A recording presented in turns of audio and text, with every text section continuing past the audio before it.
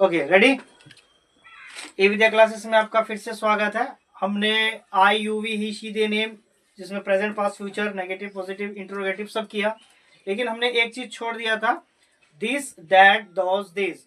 आज हम इसी वीडियो में पूरा करेंगे this that this and those.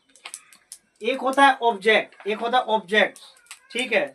Object structure में यूज होता है। ऑब्जेक्ट जो होता है वस्तु को भी बोला जाता है, थिंग्स वगैरह को भी बोला जाता है। और यह जैसे ये ज्यादातर अननोन अननोन चीज, कई बार आपने सुना हु इज दिस, वो कौन है, तब आप बोलते हो दिस इज माई ब्रदर, वहां दिस लगा देते हो। और कई बार वस्तु होती है व्हाट इज दिस, यानी वो चीज आपने पहली बार देखी, आपको पता ही नहीं चला, ठीक है। इंसान तो है, कोई वस्तु तो है, तो आप पूछते हो ना व्हाट इज दिस, कई बार पूछ लेते हो, तब आप बोलते हो दिस। वो आपके पास होती है, आज ज्यादा दूर नहीं होती है, वो नजदीक होती है। किसी दूसरी चीज को कंपेयर जब करते हो ना, तब उसके लिए ये है और ये वह है।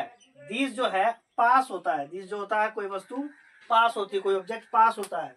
और ये थोड़ा दूर होता है उससे, चाहे 1 इंची दूर हो, चाहे मतलब 1 फुट दूर हो, चाहे दूर हो, तो दूर हो रहा। पास वाले को क्या बोलोगे दिस, और दूर वाले को क्या बोलोगे दैट।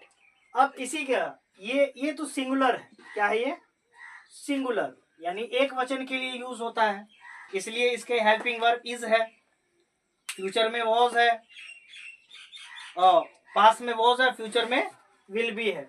अब यही चीज है प्लूरल, क्या है ये बहुवचन। बहुवचन यूज के लिए अब तुमने बोल दिया this is a flower and these are flowers, ठीक है। तो ये चीज है, ये पास के लिए है, ये दूर के लिए है। अब इसमें भी नेगेटिव पॉजिटिव इंट्रोगेटिव है, इसमें भी प्रेजेंट पास्ट फ्यूचर है। अब इसको समझे कैसे, आपको कुछ नहीं करना, आप पहले इसके प्रेजेंट में इज लगाओगे, पास्ट में वॉज लगाओगे, और फ्यूचर में विल भी लगाओगे। यही चीज इसके साथ होगी। लेकिन इसके साथ जैसे ही आप यू में भी आर लगाते हो, तो इसमें भी आर लगाओगे, और आर का जो पास होता है वो वर्ब होता है, और फ्यूचर इसमें भी विल बी। ये 3 चीजें आपको समझनी है। और इसका नेगेटिव पॉजिटिव इंट्रोगेटिव सभी का बनेगा, इसका भी नेगेटिव पॉजिटिव इंट्रोगेटिव, यानी एक इसका भी, इसका भी नेगेटिव पॉजिटिव इंट्रोगेटिव, वाज का भी नेगेटिव पॉजिटिव इंट्रोगेटिव, और विल बी का भी नेगेटिव पॉजिटिव और इंट्रोगेटिव, ठीक है। यानी इसका अगर इंग्लिश बनाओगे तो नो बनेगा सिंपल में, लेकिन ये सीखने के लिए है। जब जैसे अब इसका भी अलग से टेस्ट होगा, 100 क्वेश्चन, इसका 50 क्वेश्चन में हो जाएगा। इसके साथ दिस के साथ आपका यूज होगा, क्या यूज होगा, आर्टिकल ए एन और द। तो ये टोटल मिला के 100 मार्क्स का मैं बना दूंगा क्वेश्चन। अभी जैसे कल का टेस्ट है वो कंप्लीट हो जाए, उसके बाद वो अगला 1 वीक के बाद वो टेस्ट हो जाएगा। यहाँ आपको समझना है कि अननोन चीज, यानी वो चीज आपके सामने आ गई और आपको वो चीज पता नहीं है, ठीक है, उसके लिए यूज होता है।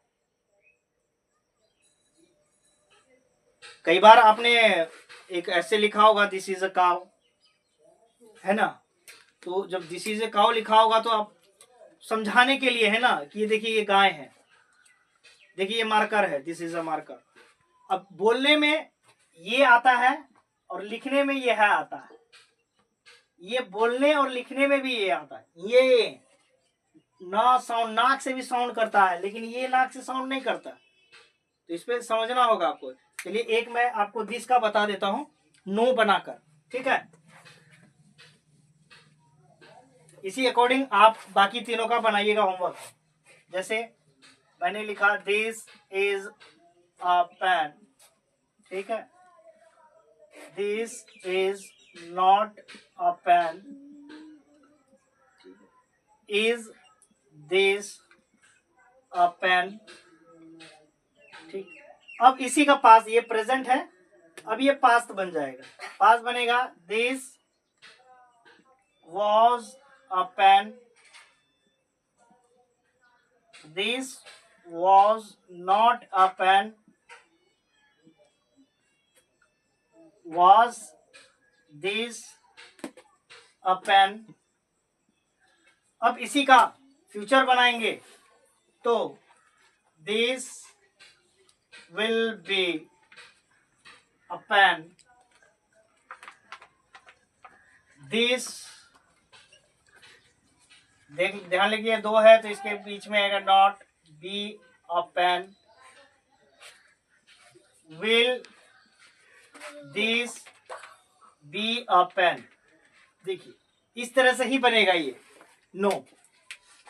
इसमें दिस का बन गया तो दैट का भी बनेगा, दिस का भी बनेगा और दोस का भी बनेगा।